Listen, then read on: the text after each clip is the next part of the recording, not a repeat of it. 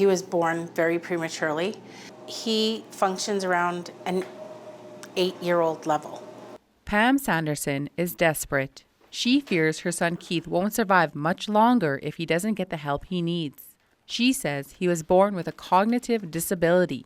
He now suffers from mental illness, addiction, permanent psychosis, and fits of violence.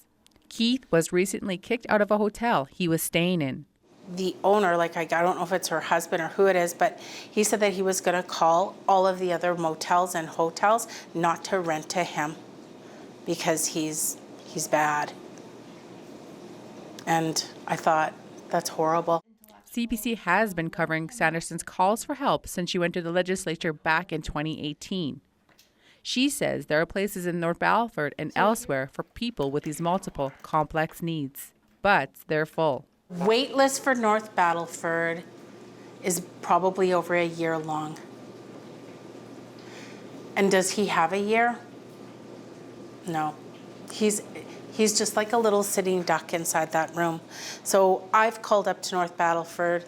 Dr. E says put a referral in for North Battleford. It's just about getting him to a better place. Let's see if he will actually stay away from the drugs, if he's off of them for a long period of time. Sanderson says sometimes her son will wander the streets in the cold weather and sleep outside.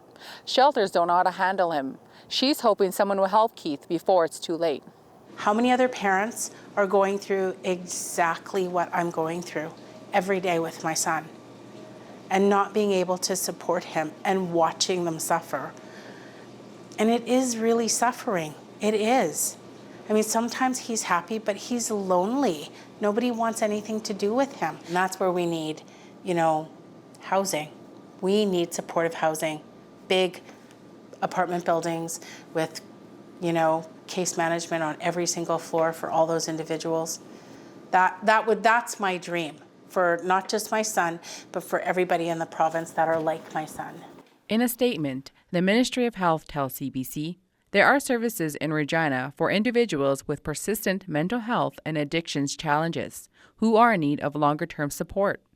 Not all of these services may be suitable in every case, depending on the individual's level of complexity and need. Keith is currently staying in another Regina motel, but his mother says he isn't getting the care he needs. Louise Beagle, CBC News, Regina.